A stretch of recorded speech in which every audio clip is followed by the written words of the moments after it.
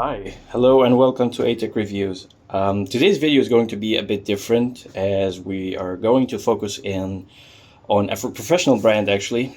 It's not involved in our audiophile market a lot. They're involved in the professional market, the musicians and the on-stage monitoring. And I have to say there's one thing I have to share here. NF Audio sent this to me for the purpose of this review, but all thoughts and opinions are my own. They didn't interfere at all, actually. And as you will see, I'll be giving exactly my honest opinion about them with no reservations. And this is one of my only condition on doing any review. And even before I asked, I was so happy to report that the brand even told me in our conversation, please have all the freedom you want. We will never interfere with your content or what you say. We are interested in your honest feedback on the brands, on the viewers' honest feedback. And we want to know what do people think about it and so on. So what a breath of fresh air. I just wanted to share that. And even if we are not going to be fans of this IEM specifically, I just want us to support brands that have this kind of attitude. And maybe you guys could go onto their Facebook or Instagram, give them a like, share with them your opinion. What do you think you'll like about their IEM? What do you think could be improved? Because when a brand is open like that and they are welcoming to the feedback, that's a breath of fresh air, and that makes me so happy, and it improves everything for everyone. So I just wanted to say that, and as always, I will be giving my honest review. Even if I got this IEM for reviewing, I will tell you what I think about them. Now, this brand specifically, when I'm looking online on it and I was reading on it, I find they're not involved in our audiophile like hobby. Like more, they are involved, of course, but they are more involved in the professional scene, the professional arena with musicians and stuff like that. I even asked them if they go to like can jams or something like that, because I didn't, but they told me, oh, we go to music shows, we go to music expos. You can catch us on, this show and that show. So that's pretty interesting. And I think this IEM is tuned in that way. I will just give my perspective on it as an audiophile first, and share my opinion with you guys. First of all, this is the box. This is a single driver, but it's double cavity, I think. Something like that. Double cavity dynamic driver. Something like you think, like many IEMs nowadays that are single dynamic, but with good performance. Before, I will just quickly show you the unboxing experience. This is what it comes with. Here you have the IEM. It comes left piece and right piece, and there's the polarity markings, and you remove it and you get these nice ear tips. And you can see here they are divided into, one of them is the balanced ear tips. To me, this is, I will just tell you my opinion about them. They are the narrow bore. Like according to my experience, I use both of them. And this is what they call the atmosphere or atmospheric ear tips, which is more of a wide bore ear tip that it leads to more sense of space by accentuating some areas of the treble. That's just my opinion on using both.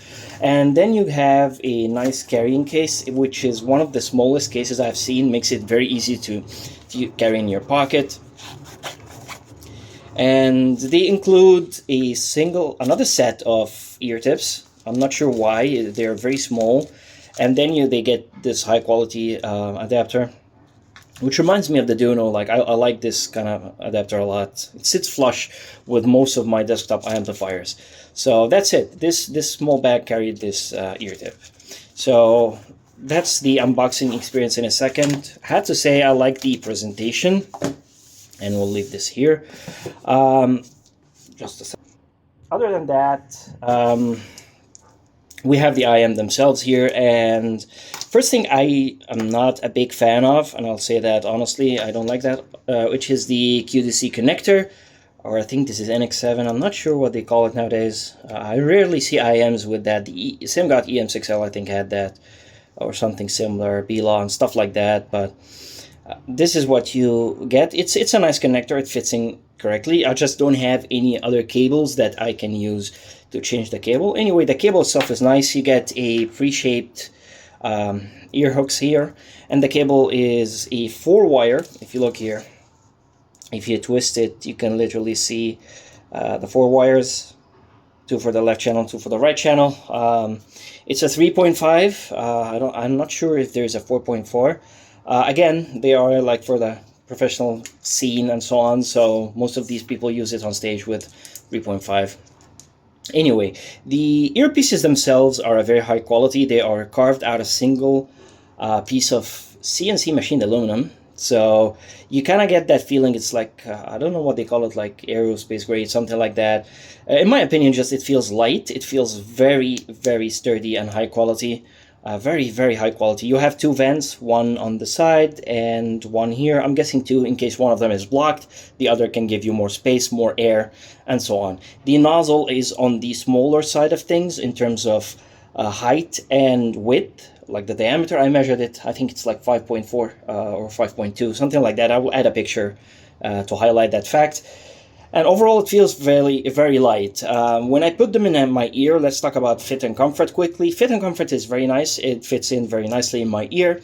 Like one of the good comfort IEMs that you can use. But in terms of sound isolation, I have to be honest, I found them less isolating than usual IEMs. Like IEMs usually, and I tried different ear tips, of course, but I find that it gave it a bit of, like, there's some sound from outside I can hear more compared to other IEMs. So that's it. Let's talk about the sound here, and I will be posting the graph for you to see. And the first thing you will notice on the graph is the bass response. Now this is the first thing that catches our eye. The bass response is a bit low. I will say straight up, it's a bit low. And not only a bit low, like I like neutral bass IEMs, but this falls below what I would call neutral. Like the level is lower than what we expect. So this leads to listening, I think, in music specifically. As I want to say also, this is the difference between audiophile tuned IEMs, music tuned IEMs, and IEMs maybe for professional musicians on stage or for monitoring purposes. But I think even for monitoring, I think you want to hear that bass, right? So what I hear here is a lot of bass content that I know in music sounds very light. Sounds without the bass, like there's the sound but without the bass impact at all, without the slam and so on. So you feel it is more than clean, it is just very lean. Like for example, a drum kick doesn't have the bass behind it. You can hear the drum kick, of course, you can hear the harmonics of the other frequencies, but you can't hear very much the boom that you can hear with other IEMs. So this is just something I noticed. Another thing is when we move on to the lower mid-range, it's a bit lower than I would like to see. Again, I think this IEM is tuned with a focus on preventing it from being bassy or anything like that. They hope it is like sound focused, vocal focused IEM, because the lower mid-range, yes, it adds a bit of thickness, but it adds also a bit of body to the instruments. It adds a bit of weight to the notes, and I like to see it a bit higher here. Like many of the IEMs I like have that flat but slightly higher. The lower mid-range is a bit flat here, but it's slightly lower than what I expect to see. Maybe they tuned it so that the progression from the bass to the lower mid-range doesn't sound boomy or anything. I could see that, but if the bass is low, it kind of makes sense that they lower the mid-range, because it has to be low. Anyway, for my personal preference, I prefer both of them to be a little bit higher, specifically the mid-bass, the sub-bass, and the lower mid-range to be slightly higher, just to aid that lower vocal clarity and the instruments and so on. So that's my opinion about the lower mid-range. Now, when we get to the upper mid-range, here is where everything starts to get tricky. And what you see in the graph is what you hear in your ear exactly. The upper mid-range, specifically starting from 2K to 6K, is extremely elevated. That's just my opinion on it. It's just extremely elevated. And although the driver is high quality and is high detailed and everything, it still sounds shouty with most genres that I listen to. Like rarely, like if people are speaking like in a podcast, I don't feel that. It's okay. But anything else, it just becomes too harsh for me, too shouty, too elevated and too focused, too pronounced. Not the way I like to hear the vocal presentation. This also leads to the instruments. The acoustic guitars sound way too pronounced and go on to sound shouty, like extremely easy. The moment they start to getting slightly loud, it's immediately shouty. Much more than I expected, to be honest. I'm just saying how it is to my ear here. This is how I hear it. It is too shouty in the upper mid-range, with instruments and with vocals, like with other IEMs at least. I see some other IEMs I talked about in the past that they have a tendency to fall into the shouty range, all right? They have a tendency to go there, like depending on the music, depending on the songs used, depending on the female vocals used. But with this IEM specifically, I think it was, unless we are listening to podcasts and pure audio vocals, it was always in that range. And for some genres of music that I tried, it was, I'll be honest, it was unlistenable to me, which is, for example, hard rock, heavy metal. Here, it was no way at all. Like the treble, which we'll get into. Let's talk about the treble. The treble is a bit peaky. Not the worst I have seen, which I'll have to say, and I will show other IEMs also. But it is a bit peaky, and it's a bit accentuated, a bit more than I like to hear. Again, it gives it a lot of air, I understand that. It gives it a lot of focus, a lot of imaging, spatial cues. Everything here is actually excellent in that part, but it's, again, more than necessary in my opinion.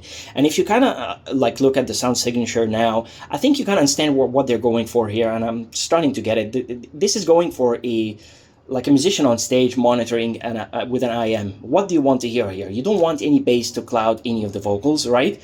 You want the vocals to be more accentuated. You don't care about harsh or not, shouty or not. You just want to hear them clear, more clear than usual. And the treble here adds to that quality, adds a lot of detail. And I have to be honest, this IEM is very, very detailed. And I'm talking micro detail and macro detail. There's a lot of nuances that you can hear. But again, it gets into the shouty part, the harsh part, but credit is where credit is due. And I have to say, it is extremely, extremely detailed. And in my imaging tests, the imaging is exactly on point.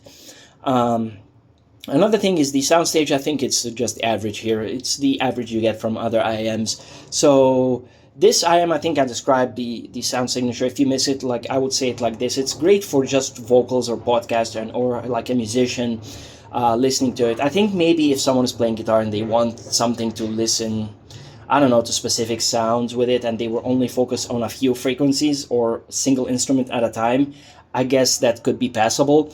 But for us audiophiles, I think with our music, I think it doesn't have what we need in terms of bass, in terms of exaggerated mid-range, in terms of like peaky treble. Like we expect IEMs to be smoother here, to have more bass. Like we care about the enjoyment more, and we care about accuracy also. Like there is a case for bass focused IEM, but here I think things are a bit below neutral. This is not a neutral tuned IEM. This is an IEM made for a specific purpose. So that is my opinion about it. Now let's go on with a few comparisons. I will start first with quickly with the DUNU Kima. I'm not the biggest fan of the DUNU Kima. I don't use it a lot. I like my Titan S, and I like the DUNU Falcon Ultra from the brand. But if we look at the curves together, we will find that the DUNU Kima has a bit more bass, right? It has a very nice bass boost, which even could be called neutral. It's not even more or like bass focused or anything like that. But we get into the area where we get into the mid-range. I think the Kima Classic has a bit tamer vocal gain region. Still too much in my opinion, also on the DUNU. But DUNU is, I say, it's the IEM that goes into, that has a tendency with your music genre to go into the shouty region, but not there all the time. Treble is peaky, and you can see a lot of similarities, and there's just a dip here versus a peak here, and so on. Do they sound similar? No, absolutely not. Absolutely not. The NM2 is just a very focused on the vocals and a lot of air, extreme amounts of air and clarity, with the shoutiness and the harshness, of course, and the low bass. Another comparison I wanted to make is the NICEHCK Himalaya with the gray nozzle. If you look at the graphs, you'll find that the bass with the NICEHCK is slightly a bit more with the gray nozzle. And if you guys remember my review, when I reviewed the NICEHCK Himalaya, I said it sounded very good, and really good actually, and had the same, not the same of course level, but had a similar quality, which is that the technical details of this IEM were out of this world. But I found, and I said in that review, that still it could be a bit shouty for me, and it was a bit spicy here and there, but it was there, always that spiciness. And you can see the treble peakiness here is almost exactly the same curve you can see that you get with the NF audio, and the spiciness is there. My issue, to be honest, with the NF audio here is not more about the treble, because it's peaky, so it could come and go, depending on the music, depending on where you are. Like with classical music, I would find that sometimes the treble is good, and then sometimes it will be harsh. So it is peaky, but my only gripe with it, my only issue, is that the upper mid range is a bit accentuated. It's a bit way too much forwardness, and you can see even from the NICEHCK has that vocal gain region a bit lower, so it's more tolerable. And again, my complaint with the Himalaya was more about the treble. So you can see that this IEM, just with the NF audio, with just a small bass boost, and bringing the upper mid range down a bit and trying to smooth the treble or pushing it back slightly, could be very good. That's it, guys. That's my review of the NF audio. Again, thanks to the brand for sending this, and I really hope my viewers take a chance and support the brands that do this, that allow us to be open with our reviews, and they're willing to hear us and hear our opinions and so on. This is just something that I appreciate so much. Thumbs up. Do I recommend the NF audio at the end of the day? Maybe for audiophiles, for us, I would say no. We have other options. We have other IEMs that give us the neutrality we are seeking. But if someone is a professional musician and they want something to monitor on stage, they want something with vocals only, and they want something with extreme clarity and detail, they don't care if it's shouty or not, they just want to hear the voices that are giving them instructions, or telling them something, or maybe even a vocal track to monitor in the background, I think this is something you could try. If you see NF audio and a music expert or something, give them a try, give them a listen, see if they fit what you need, and you be the judge. You have to listen and see for yourselves. The graphs are there to help you make that decision. That's it, guys. That's my opinion of the NF audio. I hope you guys support them, give them a like, and until then, see you in the next one. Leave your comments in the section below. Goodbye. See you in the next one. Bye.